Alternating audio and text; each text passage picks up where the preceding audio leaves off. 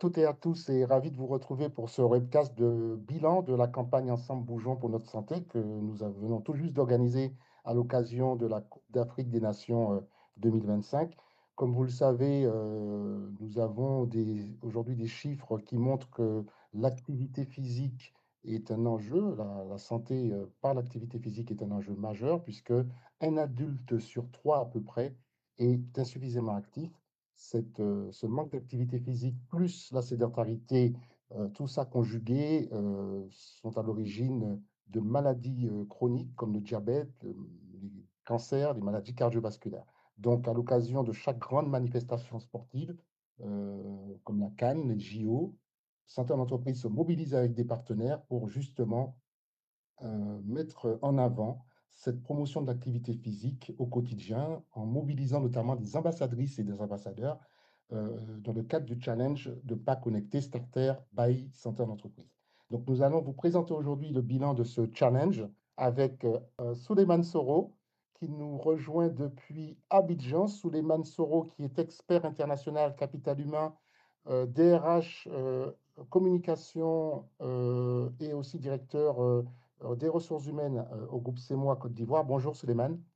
Bonjour Eric, bonjour à tous. C'est un honneur et un plaisir de pouvoir partager ce moment avec vous. Merci. Voilà, donc nous allons passer, avant de vous donner la parole sur vos témoignages, nous allons passer à la séquence actualité avec Adama, qui va nous présenter tout le bilan de la campagne, le podium, le réseau des ambassadeurs et nous dire ce qu'il faut retenir de cette édition. Adama, à toi. Merci Eric. Effectivement, avant de donner le podium, je vais juste faire une synthèse sur ce qui a été mis en place comme dispositif. Alors, du 21 décembre au 18 janvier 2026, nous avons mis en place un certain nombre d'éléments pour pouvoir accompagner cette campagne, notamment le site web intégré qui présente toutes les informations sur la présente campagne. Nous avons mis en place un tableau connecté, nous avons connecté des ambassadeurs et nous avons surtout mis en place le challenge de pas connecté qui s'est tenu du 9 au 18 janvier. Voilà. Donc, pour cette campagne, nous avons pu mobiliser 14 ambassadeurs et ambassadrices qui ont accepté de prêter leur image à cette campagne en passant des messages en lien avec le sport santé. Et ces ambassadeurs ont été justement mis sur le tableau connecté que vous pourrez retrouver sur le site.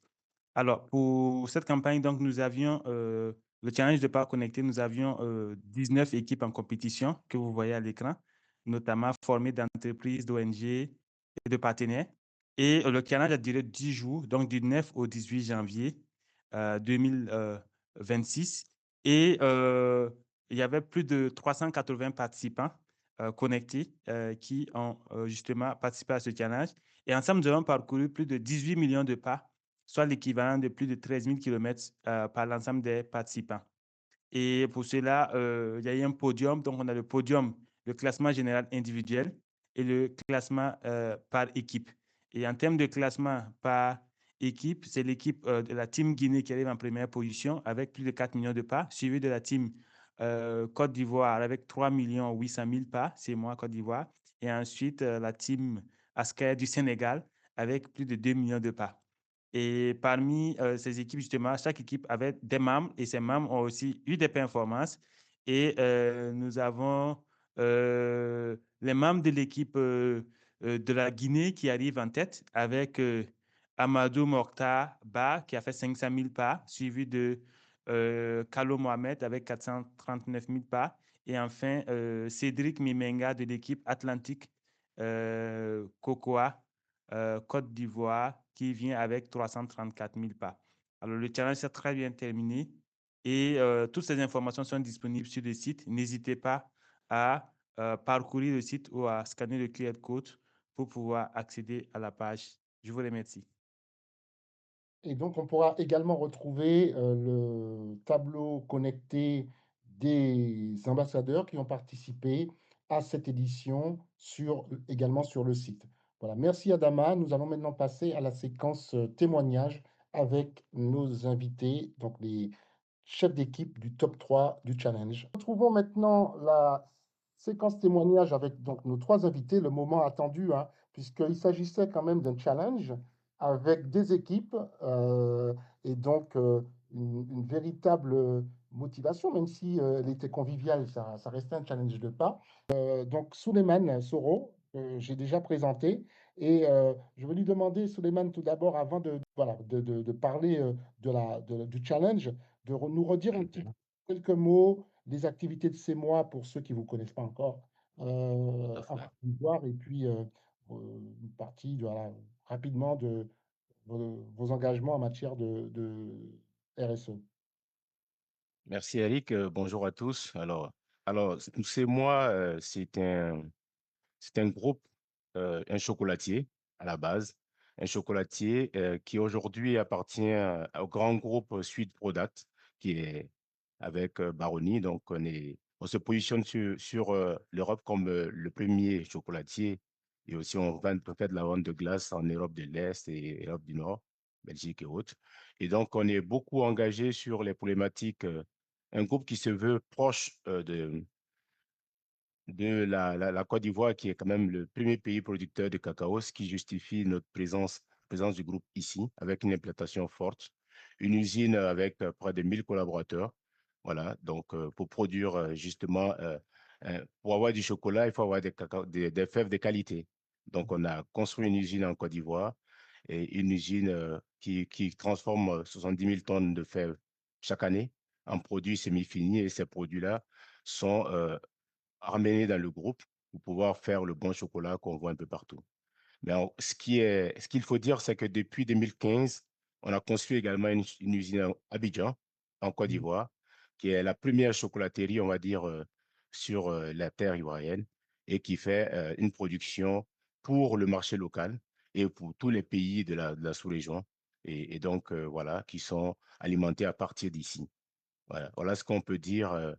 Et pour nous, il était essentiel, vu notre activité, qui est de prendre des fèves. On s'est dit, on ne peut pas avoir de bonnes fèves si on n'a pas des acteurs, des partenaires qui sont en bonne santé et qui nous intéressent aussi plus que les fèves également. Souleymane, si tu peux rapidement nous donner aussi la place qu'occupe aujourd'hui la santé, l'activité physique, et aussi l'activité physique, puisqu'on va parler de promotion de la santé par l'activité physique, dans la stratégie RSE de ces mois en Côte d'Ivoire et les actions que vous menez justement dans ce domaine. Alors, écoutez, pour nous, ce qui est important, comme je le disais, c'est vraiment l'humain. On met l'humain au cœur de tout. Et qui parle d'humain, parle de santé, parle de bien-être. Donc, c'est un ensemble, en fait. Ce triptyque-là, il se poursuit ensemble. Et s'ils sont bien, la performance est au bout du compte. Donc, aujourd'hui, faire ce lien-là, il est essentiel et ça fait partie du cœur de notre stratégie, notamment. Ce qui fait que pour ces mois, euh, dans notre politique RSE, tout ce qui est santé, santé des collaborateurs et effectivement pas que des collaborateurs et des personnes qui gravitent autour de ces salariés-là, donc salariés plus famille et aussi nos partenaires, parce qu'on va essayer d'aller plus loin. Là, sur les images, on voit la caravane santé qui est organisée et chaque année, on fait des caravanes santé pour nos partenaires qui sont dans des villages reculés, des gens qui n'ont pas forcément accès à des soins de santé d'un certain niveau, d'un certain standing. Et pour ceux qui connaissent la caravane santé, c'est essayer de faire un diagnostic multimaladie avec à la clé une prise en charge et un accompagnement. Et donc, je pense qu'aujourd'hui, pour nous, c'est essentiel. Et ça, ça fait partie intégrante de notre politique. Parce qu'on ne peut pas avoir de bonnes fèves si on n'a pas de bons partenaires. Pour nous, c'est essentiel. Et Et donc, l'humain avant tout. l'humain Alors, avant tout, une action qui voilà, bénéficie aux salariés, aux aux communautés, familles et aux planteurs qui sont vos parties à tous les niveaux. et tous les Alors, niveaux. concernant le challenge, je dis c'est la deuxième édition à laquelle nous participons et si tu voulais reconnaître hein, et féliciter l'équipe, la Team Guinée, hein, euh, qui a détourné la Côte d'Ivoire sur le coup. Mais là, j'ai compris à travers les facteurs clés de succès dont parlait Amina, c'est normal. Nous, on est à notre petite échelle ici, ce sont les collaborateurs qu'on a. Et nous, on l'avait limité à nos collaborateurs. On n'est pas les plus loin que ça. Et même à l'intérieur des collaborateurs, c'est une soixantaine de collaborateurs qui se sont véritablement inscrits et qui ont donné ce résultat-là. Donc, voilà. Et comme c'est des processus qui sont passés en fin d'année, je ne suis pas en train de justifier le pourquoi on a laissé la Guinée a marqué le pas, mais c'était assez limité. Hein, c'est quoi? 500 pas en plus. Mais je veux dire, Ça s'est joué à peu de 500, choses. 500 000 pas, voilà. Ça s'est joué à peu Et de choses. c'est ça. Mais en fait, c'est tombé dans une période de fin d'année. Donc, nous, on était dans nos sujets. Et si on le voit, à parler par moi-même, je ne dirais pas que c'est moi qui ai fait, hein. Moi, j'ai pas pu donner le nombre de pas que je voulais parce que j'avais, par ailleurs, j'étais beaucoup pris et avec des empêchements probants. Amina, je pense que si mes pas étaient faits comme normalement, on aurait pu être de bons challengers. Alors ici, il faut dire que l'activité sportive fait partie de nos mœurs, en fait. Parce qu'on Oui, fait des tournois inter-services ici où les équipes se rencontrent pour jouer au foot. Donc, tous les ans, on le fait. Donc, dans une ambiance amicale. Voilà. On fait des séances un peu de séances de Zumba, comme on voit à l'écran, où les oui. gens, on les appelle. Entre nous, on danse, on fait venir des coachs, voilà, pour créer cette ambiance-là. Parce qu'on a compris que le fait de bouger, hein, c'est vraiment la santé. On ne demande pas Mhm. d'être des sportifs de haut niveau. Non, non, non, loin de là. Mais juste être conscient que le fait de faire du mouvement, de se lever, aller faire son petit café, aller discuter au petit coin avec les collègues, et au lieu que d'envoyer des mails, on peut se lever, aller dire aux collègues, écoute, voilà ma problématique. Ça crée un temps d'amitié, un temps d'échange, et c'est plus impactant en fait que d'envoyer un Mhm. mail qui va rester dans les tiroirs et pas forcément être lié et pas être efficace. Donc voilà un peu ce qu'on essaie de faire. Voilà. Aussi bien pour les salariés avec les conjoints, des sorties détentes. Et tout ça, ça permet de bouger. On a la chance d'avoir des stations balnéaires ici. Ça permet des activités qui sont organisées et sponsorisées par l'entreprise au profit des collaborateurs. Et je pense que c'est ça aussi notre impact social et ce qu'on peut apporter pour permettre aux uns aux autres de se sentir dans un environnement, on va dire plutôt professionnel, mais un environnement aussi qui se veut familial, avec la solidarité au bout et avec recréer ce monde-là en qui on croit fondamentalement, qui reste nos valeurs africaines et je dirais universelles, on va dire. Voilà. Très Donc voilà bien. un peu ce que je peux dire. Le message principal, je pense, est vraiment passé. C'est ça, effectivement, et comme Amina le disait, c'est pas, il ne s'agit pas de courir, il ne s'agit pas de se dépasser. On n'est pas dans la performance du sport de haut niveau. Le message principal, c'est chaque pas compte, chaque personne à son niveau peut se faire du bien en faisant là, le plafond, je crois qu'on avait mis à 7 500 pas par jour. L'OMS dit C'est que c'est ça. entre 5 000 et 500 pas. Donc déjà, un message très important qui est en bougeant 30 minutes par jour, on fait déjà de la prévention contre toutes les maladies non transmissibles dont on parle. Souleymane, à vos agendas pour les prochaines dates clés à retenir sur les prochaines semaines et prochains mois. Tout d'abord, nous sortons tout juste du symposium Afrique RSE et santé qui s'est tenu le 28 janvier à Rabat pour lancer la future édition, la quatrième édition du forum Afrique RSE et santé qui aura lieu le 9 octobre 2026, donc à Rabat. Mettez bien la date sur vos agendas et le site web DJ est déjà disponible pour accéder à toutes les informations utiles au sujet du forum, vous inscrire, donc les inscriptions vont bientôt ouvrir, participer au trophée Afrique RSE et santé et surtout l'appel à candidature pour le baromètre qui sera lancé dans quelques semaines. Ensuite, nous avons le 4 février, la journée mondiale de lutte contre le cancer. Nous avons beaucoup parlé de maladies non transmissibles et de cancer, donc cette journée-là sera importante. Euh, et la soirée de gala du 15e anniversaire qui, le 20 mars déjà à Paris. Donc là aussi, un site web est dédié pour vous inscrire. Réservez votre place au dîner de gala. Ne tardez pas puisque nous arrivons pratiquement cette semaine à la fin, le 30 janvier ou 31 janvier, à la fin de la période d'inscription. Le 6 avril marquera la journée mondiale de l'activité physique, donc au cœur donc, des thèmes que nous avons abordés aujourd'hui. Et le 7 avril, journée mondiale de la santé, sera aussi la date du sommet, du prochain sommet One Health, organisé par la France, avec notamment le soutien de la fondation Une seule santé durable. Donc c'est un événement auquel participera la fondation, mais qui est un événement porté enfin, sous le patronage du président de la République française, avec de nombreux ministres de tout pays, notamment africains, qui seront présents.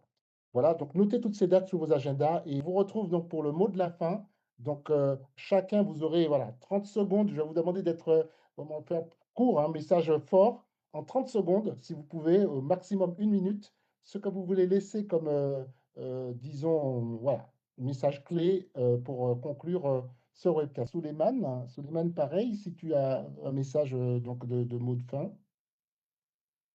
Bien sûr, Eric. Alors, pour moi, le plus important, ce qu'on va retenir aujourd'hui, c'est une évidence, hein. C'est que la performance, pour qu'elle soit durable, elle commence par le mouvement. S'il n'y a pas de mouvement, comme dit, la vie récompense l'action. S'il n'y a pas d'action, il n'y a rien. Donc, ça commence par le mouvement. Donc, bouger, c'est prendre soin de sa santé. C'est surtout ça. Mais c'est aussi libérer une énergie collective. À partir du moment où on commence à bouger, et ça renforce l'engagement et ça crée du lien, surtout dans le cas de tels challenges comme celui qu'on vient de vivre là. Donc, chez nous, à CMOI, nous croyons que l'entreprise est responsable. C'est cette entreprise-là qui investit dans le capital humain à tous les niveaux, au-delà des chiffres et au-delà des résultats immédiats. Donc, il y a une visée sur l'avenir. Et l'opportunité que nous avons eue à travers euh, cette belle activité qui a été mise en place avec le START que vous avez mis en place, euh, nous a permis, nous, en tant qu'entreprise, et permettre aussi aux collaborateurs et les partenaires, parce que finalement, quand on prend le cas d'Orange, tout le monde était impliqué. Et c'est ce qu'il faut plutôt mettre en avant. Et ça permet d'avancer ensemble et l'impact devient réel et durable. Donc, je remercie tous ceux qui ont pu participer à cette activité-là et je souhaite qu'on soit davantage mobilisés et qu'on bouge pour la santé parce que bouger, c'est aussi la vie. Et ça sera le message que je vais lancer à tous. Merci. Merci aussi. Je retiens quand même qu'on a le début d'un concept d'entreprise régénérative, c'est-à-dire que l'idée de l'entreprise qui investit dans le capital humain et dans la promotion de la santé par l'activité physique, il n'y a pas que l'IA qui est régénérative, il y a peut-être aussi un modèle d'entreprise et vous l'incarnez si bien, comme ce que fait d'ailleurs aussi Orange en Guinée. Nous arrivons donc à la fin de notre webcast. L'occasion pour moi de remercier nos 4 invités et de vous souhaiter une très bonne semaine.